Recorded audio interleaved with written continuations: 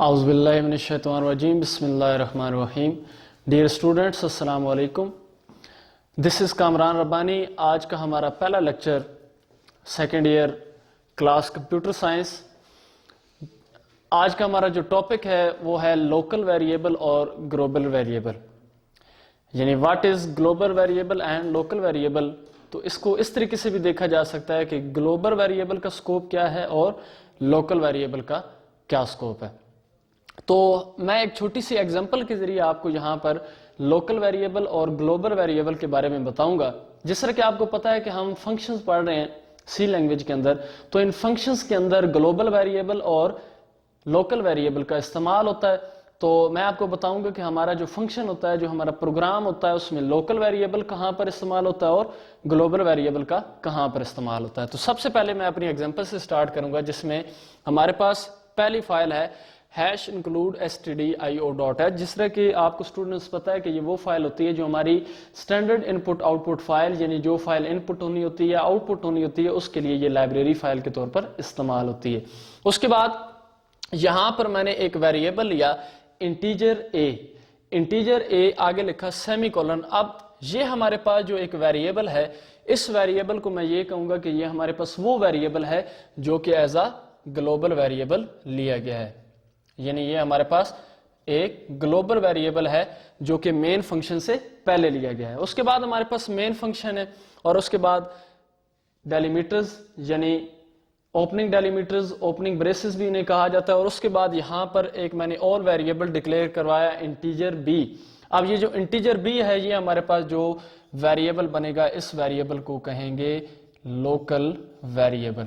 یعنی ہمارے پاس وہ ویریبل جو لائبریری فائل کے بعد ڈکلیئر کروایا گیا، اس ویریبل کو گلوبل ویریبل کہیں گے. اور مین فنکشن کے بعد جو فنکشن باڈی میں جو ہمارے پاس یہاں پر ڈکلیئر کروایا ہوا ویریبل ہے، اس کو ہم لوکل ویریبل کا نام دیں گے. تو یہ ہمارے پاس ہے لوکل ویریبل اور گلوبل ویریبل، اور اس طریقے سے اس کا جو ہے وہ استعمال ہوتا ہے. تو اس طریقے سے اب میں اس پروگرام ایک جو ہے وہ یہاں پر میں آپ کو بتانے جا رہا ہوں جس میں گلوبل ویریبل اور لوکل ویریبل کا استعمال ہوا ہے. اور میں اس میں آپ کو بتاؤں گا کہ گلوبل ویریبل اور لوکل ویریبل کو کس طریقے سے ایگزیکیوٹ کیا جاتا ہے. سب سے پہلے اسی طرح لائبریری فائلز #include_stdio.h #include_conio.h جو کہ لائبریری فائل ہیں وہ لکھنی لازمی ہوتی ہیں. جب تک یہ فائل لائبریری فائل یا ہیڈر فائل نہیں لکھیں گے، اس وقت تک آپ کا جو پروگرام ہے وہ کمپائل نہیں ہو سکے گا. اس کے بعد یہاں پر میں نے ایک گلوبل ویریبل یا انٹیجر اے، بالکل اسی طرح جس طرح ایگزامپل کے اندر میں نے لیا تھا، ایک ویریبل ڈکلیئر کروایا تھا اے کے نام سے. اب میں نے یہاں پر ایک ویریبل لیا گلوبل ویریبل، اس کو کہیں گے جس طرح میں نے یہاں پر لکھا ہے GV، اس کا مطلب ہے گلوبل ویریبل. اور یہ میں نے 2 بیک سلیشز کا استعمال کیا جو کہ ہمارے آرگومنٹس یعنی کمنٹس وغیرہ اگر ہم نے لکھنے ہو تو اس کے لیے اس کا استعمال کیا جاتا ہے، تاکہ آپ کو سمجھ آ جائے. یہ وہ چیزیں ہوتی ہیں جو پروگرام میں ایگزیکیوٹ نہیں ہوتی، ویسے آپ کو سمجھانے کے لیے یہاں پر بتایا ہے. اس کے بعد وائڈ میں نے ایک جو ہے وہ یہاں پر فنکشن ڈکلیئر کروایا ہے، اور فنکشن میں نے لیا ہے ایڈ کا، جس کی ہمارے پاس ریٹرن ٹائپ کوئی بھی نہیں ہے. اور اس طریقے سے ہمارے اس کے آرگومنٹ جو ہیں وہ بھی اس کے اندر وائڈ ہیں، یعنی کوئی ہمارے پاس اس کے آرگومنٹ ریٹرن نہیں ہوں گے. اس طریقے سے میں نے مین فنکشن کا استعمال کیا. اور فنکشن باڈی میں میں نے کیا کیا، جو ہمارا یہاں پر گلوبل ویریبل لیا گیا تھا ہمارا، اس گلوبل ویریبل کو میں نے ایک ویلیو جو ہے وہ انٹر کروائی. اور ویلیو کو انٹر کروانے کے لیے میں جو ہے وہ استعمال کروں گا یہاں پر scanf فنکشن کا. اس میں ہم یہ کریں گے printf enter value for variable a، یعنی a کے اندر میں کیا کروں گا، ایک ویلیو کو انٹر کرواؤں گا جو یہاں پر ہم نے گلوبل ویریبل لیا ہے. اب اس میں scanf %d: address of a، یعنی ہمارا کیا ہوگا، یہاں پر جو a ویریبل اوپر ڈکلیئر کروایا تھا، اس کی یہاں پر ہم نے کیا کر دی، ایک ویلیو جو ہے وہ ان پٹ کروا دی. اس کے بعد میں نے یہاں پر کیا کیا، فنکشن کو کال کروایا جو کہ یہاں پر میں نے ڈکلیئر کروایا تھا ایڈ کے نام سے. تو جب یہ ہمارا ایڈ کا جو فنکشن ہے وہ جب کال ہوگا، یعنی فنکشن کالنگ ہوگی، تو ہمارے پاس کیونکہ ریٹرن ٹائپ بھی کوئی نہیں ہے، اس طریقے سے آرگومنٹ بھی کوئی نہیں ہے، تو جسٹ یہ کیا ہوگا، ایک ویلیو کو صرف انٹر ہی کروائے گا، کوئی ویلیو ابھی ڈسپلے نہیں ہوگی.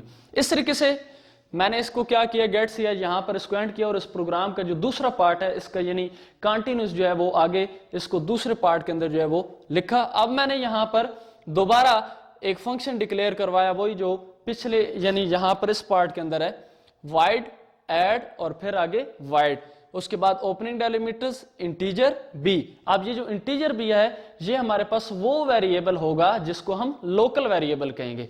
जो हमारे पास यहां पर वेरिएबल लिया गया था इसको ग्लोबल वेरिएबल, और जो बाद में हमने वेरिएबल लिया इसको हम लोकल वेरिएबल कहेंगे। क्योंकि मैंने आपको एग्जांपल के जरिए बताया था कि लाइब्रेरी फाइल्स के बाद जो हम वेरिएबल डिक्लेयर करते हैं वो हमारे पास ग्लोबल वेरिएबल, और उसके बाद जो फंक्शन बॉडी के अंदर हमारे पास वेरिएबल लिया गया जाता है उसको लोकल वेरिएबल का नाम दिया जाता है। इस तरीके से मैंने यहां पर फंक्शन बॉडी में एक वेरिएबल डिक्लेयर करवाया, इसको कहेंगे लोकल वेरिएबल। और इस लोकल वेरिएबल भी मैंने इस तरीके से एक वैल्यू जो है वो अपना इनपुट करवाई, बिल्कुल इसी तरीके से जिस तरह ग्लोबल के अंदर करवाई थी, enter value for local variable B scanf%d comma address of B.